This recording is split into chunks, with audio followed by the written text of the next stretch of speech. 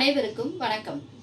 நாம் 9ஆம் வகுப்பு இயல் 2 பாடப்பகுதியில் இடம்பெற்றுள்ள பெரிய புராணம், சேக்கிழார் பெருமான் இயற்றிய பெரிய புராணம் கூறும் திருநாட்டு சிறப்பு குறித்து இக்காணொளிகளில் காணலாம்.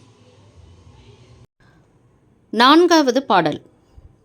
அன்னம் ஆடும் அகன்துறை பொய்கையில் துன்னும் மேதி படிய துதைந்தெழும் கன்னி வாளை கமுகின்மேற் பாய்வன மன்னு வான்மிசை வானவில் போலுமால்.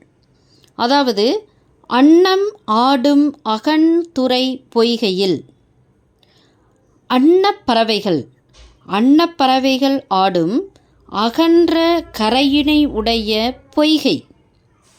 பொய்கை என்றால் நீர் நிறைந்து இருக்கக்கூடிய ஒரு இடத்தை பொய்கை, குளம் மாதிரியான இடத்தை பொய்கை என கூறுகின்றனர்.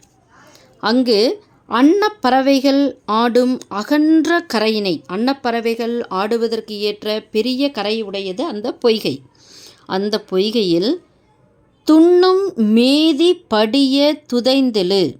அதாவது, மேதி என்றால் எருமை என்று பொருள். துன்னும் மேதி அதாவது உலாவும் எருமைகள், படிய துதைந்தெழும் அந்த பொய்கையில் சென்று விழுந்து எழும். நீர்நிலைகளை கண்டால் எருமைகள் விழுந்து எழுவது இயற்கையான ஒரு செயலாகும். அந்த அன்னப்பறவைகள் ஆடும் அகன்ற பெரிய பொய்கையில் மேதி எருமைகள் சென்று விழுந்து எழுகின்றன. அவ்வாறு விழுந்து எழும்பொழுது கன்னி வாளை கமுகின்மேற் பாய்வன. அதாவது, இளமையான வாளை மீன்கள் பயந்து விருட்டென அங்கு அந்த பொய்கை கரையின் அருகில் வளர்ந்துள்ள கமுக மரத்தின் மேல் பாயும். கமுக மரம் மிக உயரமாக வளர்ந்துள்ளது. கீழே இருக்கக்கூடிய பொய்கை நீரில் இருக்கக்கூடிய வாளை மீன்கள் அந்த மர உயரத்தின் அளவுக்கு மேல் எழுந்து பாயும். இந்த எருமைகள் சென்று வீழ்வதால் அவை பயந்து விருட்டென்று மேல் எழுந்து பாயும். மன்னு வான்மிசை வானவில் போலுமால்.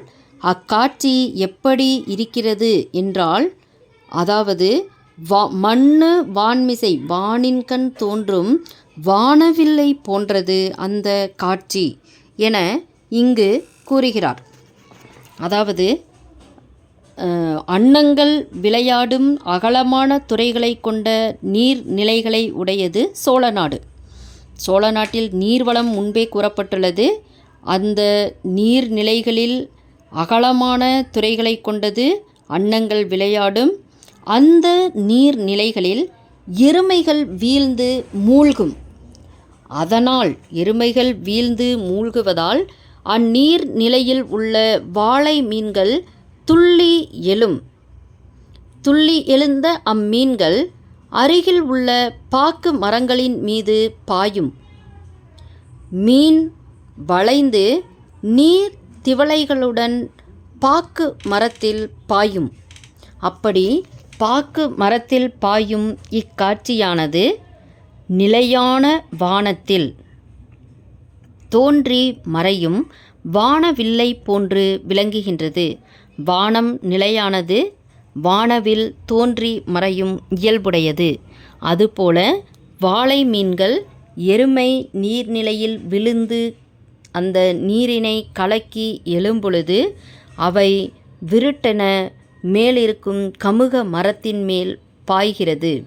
அப்படி பாயும் பொழுது அந்த வாளை மீன்கள் கமுக மரத்தின் மேல் பாயும் காட்சியானது வானத்தில் தோன்றும் வானவில்லை ஒக்கும் என கூறுகிறார் இப்பாடலில். ஆடும், மேதி என்றால் எருமை, ஆடும் என்றால் நீராடும், துதைந்து எழும் என்றால் கலக்கி எழும், கன்னி வாளை என்பதில் இளமையான வாளை மீனை பற்றி கூறுகிறார். கமுகு என்றால் பாக்கு மரம், வான் மிசை என்றால் வானத்தில். பொய்கை என்றால் நீர்நிலை என இப்பாடலில் பொய்கையில் நடக்கும் காட்சிகளை நம் முன்னே காட்சிப்படுத்துகிறார் சேக்கிழார். இனி அடுத்த பாடலின் பொருளை காண்போம். நன்றி.